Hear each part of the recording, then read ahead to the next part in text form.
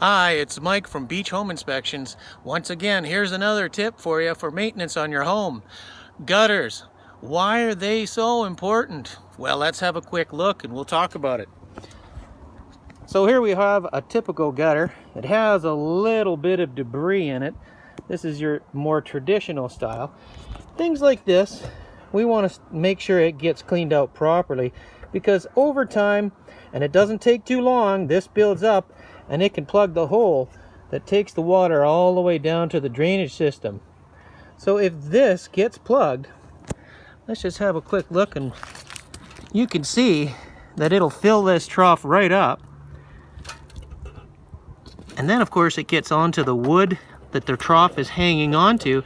And even worse, if we have snow, it can get underneath onto the roof deck itself. That's of course when we could start to have damage occur. So make sure those gutters have been cleaned out. There's my tip for today. Have a great day.